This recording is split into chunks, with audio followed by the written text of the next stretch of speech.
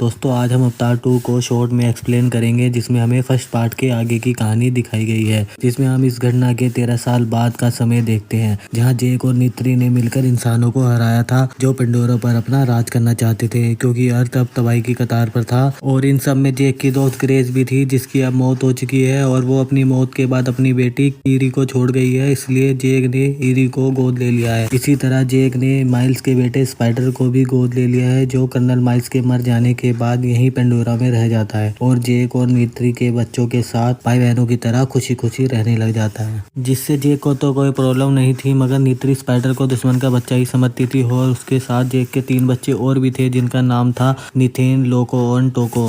जेक ने अपने बच्चों को लड़ना और हथियार चलाना जैसी कई चीजें सिखाई थी, और साथ ही इस कबीले के लोग देवी ईवा की पूजा करते थे, क्योंकि उनकी वजह से इन सब का अस्तित्व है, जिनकी वजह से ये लोग अपनी जिंदगी खुशी खुशी काट रहे होते हैं। एक दिन जब जेक और नीत्री एक जगह पर बैठकर आसमान की ओर देख रहे होते हैं, तो उनको एक चमकता सा तारा दिखाई देता है, जिसका साफ मतलब होता है कि इंसान आधुनिक स्पेसशिप में एक बार फिर से आ रहे हैं। इस बार इंसान पहले से ज्यादा आधुनिक गैजेट्स और हथियारों के साथ आए होते हैं, क्योंकि उन्होंने पिछली हार से काफी कुछ सीखा होता है, जो पेंडोरा पर उतरते ही जंगलों को जलाकर राख कर देते हैं। जेक और नीत्री अपने लोगों को लेकर चुपचाप निकल जाते हैं, और ये सब देखने के अलावा उनके पास कोई चारा नहीं होता। वो चाहते हुए भी इंसानों की आधुनिक हथियारों का सामना नहीं कर सकते थे। फिर हमें 1 साल बाद का समय दिखाया जाता है, जहाँ एक लैब में स्पाइडर के पिता माइल्स के अवतार यानी के क्लोन को देखते हैं। माइल्स ने अपनी सारी यादें और मेमोरीज अपनी एक आधुनिक चिप में रखी होती हैं, जिससे कि उस अवतार में सारी माइल्स की यादें मौजूद होती हैं। माइल्स के साथ उसके मरे हुए साथियों के भी क्लोन वहाँ पर होते हैं, जो किसी भी कीमत पर जेक से अपनी मौत का बदला लेना चाहते थे। फिर सीन शिफ्ट होता है जेक की तरफ, जहां जेक और जेक के दोनों बेटे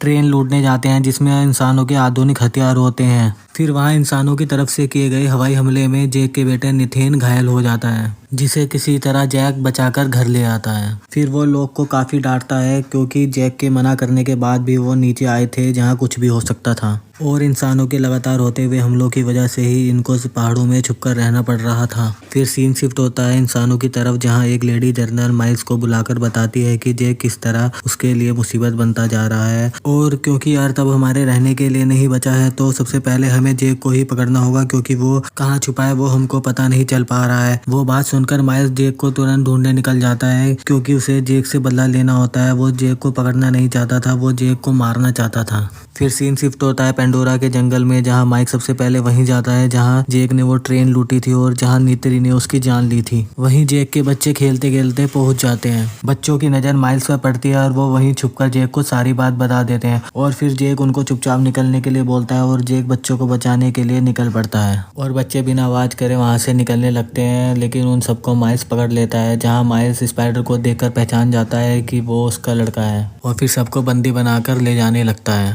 फिर वहाँ जेक और नीत्री पहुंचकर सब पर हमला कर देते हैं, जिसके जवाब में वो लोग भी उन पर फायर करने लगते हैं, और किसी तरह जेक और नीत्री अपने बच्चों को लेकर वहां से भागने लगते हैं। लेकिन स्पाइडर वहीं छूट जाता है, जिसे माइल्स पकड़कर अपने साथ लेके चला जाता है, क्योंकि स्पाइडर माइल्स के पास था, वो उनकी सारी इन्फॉर्मेशन जानता था। जेक अपने बच्चे और कबीले की सुरक्षा के लिए कबीले छोड़ने का फैसला करता है, क्योंकि जेक को डर था कि स्पाइडर उनके ठिकाने का पता और सब कुछ बता देगा, और वो लोग उनको ढूंढते ढूंढते यहाँ भी पहुंच सकते हैं, इसलिए उसको यहाँ से दूर जाना होगा। और वहाँ दूसरी तरफ स्पाइडर को जेक का पता लगाने के लिए हाईटेक मशीन में रखा जाता है, जिससे कि स्पाइडर मर भी सकता था, मगर स्पाइडर अपना मुंह नहीं खोलता, ना ही उसके बारे में कुछ सोचता है। फिर माइल्स अपने बेटे को प्यार से समझाने का फैसला करता है, और मशीन ऑफ करके स्पाइडर को अपने साथ ले जाता है। और इधर जेक अपने परिवार और कबीले को बचाने के लिए अपनी जगह कबीले का सरदार किसी और को चुनकर वहाँ से निकल जाता है, जिसके बाद वो कई सारे आइलैंड पार करके एक अनजान आइलैंड पर पहुँचते हैं, जहाँ के लोग पानी और जमीन दोनों पर रह सकते थे। साथ ही ये लोग अपने से अलग लोगों को देखकर काफी हैरान हो जाते हैं। तभी उस कबीले का सरदार टोनावारी वहां आता है, जो जेक से उसको आने का कारण पूछता है। जेक उसको सारी कहानी शुरू से बता देता है और कहता है कि वो उसको अपने कबीले में रहने की शरण दे। टोनावारी जिसपे कहता है कि हम पानीवासी हैं और तुम जंगलवासी, जिसपे जेक कहता है कि वो आपके तौर तरीके और पानी में रहना सब सीख लेंगे,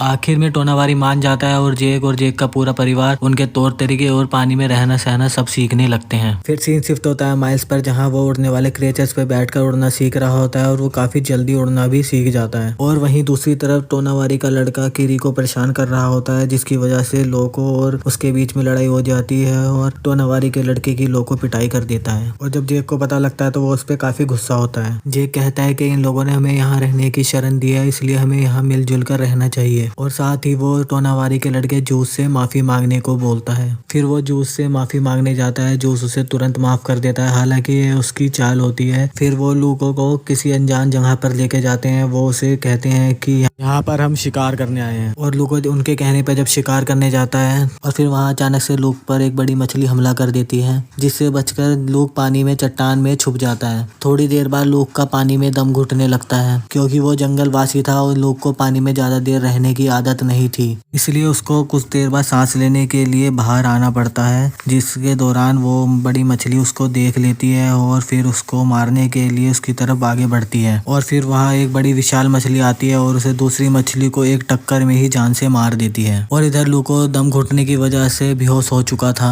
जब लूको को होश आता है तो बड़ी विशाल मछली के ऊपर होता है, इससे वो समझ जाता है कि इस बड़ी विशाल मछली ने ही इसकी जान बचाई है। तभी लूको की नजर उस मछली के फिन पर पड़ती है जिसमें एक हुक लगा हुआ था, इसलिए लूको बिना देरी करे उस मछली के फिन से उस हुक को निकाल देता है और लूको और वो मछली दोस्त बन जाते हैं। साथ ही वो मछली लूको को सही सलामत घर पहुंचा देती है, जहां सभी लोग लूको को ढूंढ रहे थे और उसके माता पिता काफी परेशान थे। हालांकि लूको अब वापस आ चुका था, इसलिए जेक और नीत्री उसे देखकर काफी खुश होते हैं। और यहाँ टोनावारी अपने लड़के की हरकत के लिए माफी मांगता है, लेकिन लूको टोनावारी के बेटे का पक्ष लेते हुए बोलता है कि ये सब उसी की गलती थी, वो ही घूमते घूमते भटक गया था। और इस वजह से लूको और टोनावारी के बेटे जूस में दोस्ती हो जाती है। फिर सुबह लूको अपने सभी साथियों के साथ बैठकर उस बड़ी विशाल मछली के बारे में बताता है जिसने उसकी जान बचाई थी। उसका एक फिन भी कटा हुआ था, जिसको सुनकर टोनावारी की लड़की बताती है कि वो मछली टुकोन प्रजाति की है जिसका नाम बिगन है। वो एक ऐसा हत्यारा है जिसने दूसरी टुकोन और पंडोरा वासियों की जान ली थी और इसलिए उसे सजा दी गई और उसे यहाँ से निकाल दिया गया। मगर लूको उसकी बात से जरा भी सहमत नहीं था,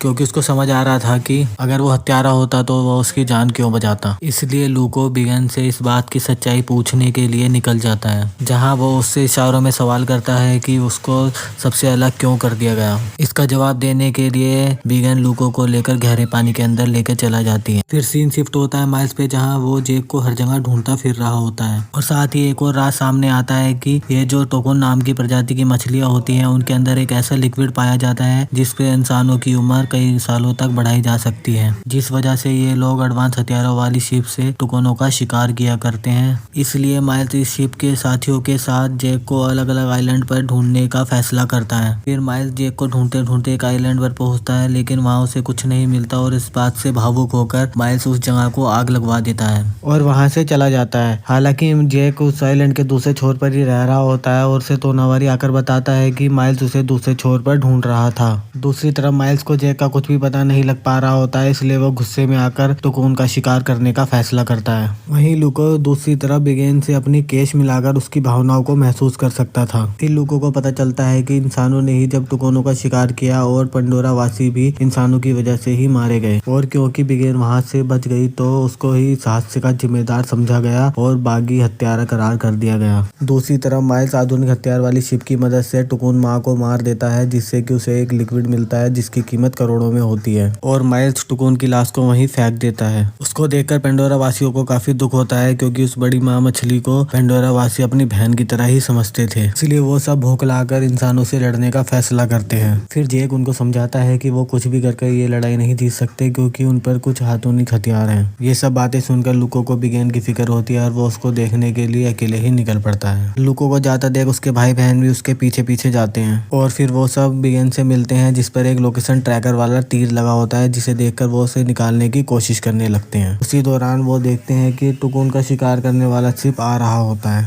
इसलिए वो सब बड़ी मुश्किल से उस लोकेशन ट्रैकर वाले तीर को बाहर निकाल देते हैं और फिर जेक को संपर्क करके शिप के बारे में बताते हैं। फिर ये सुनकर जेक और नीत्री कबीले वालों के साथ वहाँ के लिए निकल पड़ते हैं। दूसरी तरफ बच्चे माइल्स और उसके हथियारों से बचने की कोशिश करते हैं। साथ ही माइल्स उनको किसी भी हाल में पकड़ना चाहता था, क्योंकि वो जानता था कि इनकी मदद से वो जेक तक पहुंच सकता है। फिर कुछ देर बाद माइल्स बच्चों को पकड़ लेता है और फिर माइल्स बच्चों के बदले जेक को अकेले आने को बोलता है और जेक बच्चों के लिए माइल्स के पास अकेले जाने लगता है। और जब जेक माइल्स की शिप की तरफ को आ रहा होता है तभी बिगेन माइल्स की शिप पर हमला कर देती है और इस वजह से जेक और उसके साथियों को माइल्स पर हमला करने का समय मिल जाता है और ये लोग अपने बच्चों को छुड़ा भी लेते हैं। मगर थोड़ी देर बाद माइल्स कीरी और टोगो को फिर से पकड़ लेता है और इसी अफरा तफरी में जेक के बेटे निथिन को गोली लग जाती है और वो मारा जाता है। और इसी वजह से जेक और नीत्री काफी दुखी और गुस्से में होते हैं और वो एक बार फिर से माइल्स की शिप पर हमला कर देते हैं, जहां वो काफी बेरहमी से सबको मारने लगते हैं और उनको आता देख माइल्स कीरी को पकड़कर कीरी को मारने की धमकी देने लगता है। तभी नीत्री गुस्से से भरी स्पाइडर के गले पर खंजर रख देती है, क्योंकि वो जानती थी कि स्पाइडर माइल्स का बेटा है और वो उसे जरूर बचाएगा। स्पाइडर के गले पर खंजर देखकर माइल्स कीरी को तुरंत छोड़ देता है और फिर जेक और बाकी सब जाने लगते हैं। फिर माइल्स जेक को गुस्सा दिलाता है और फिर जेक और माइल्स की 1-on-1 लड़ाई होने लगती है। माइल्स और जेक की काफी देर लड़ाई के बाद जेक माइल्स को मार देता है,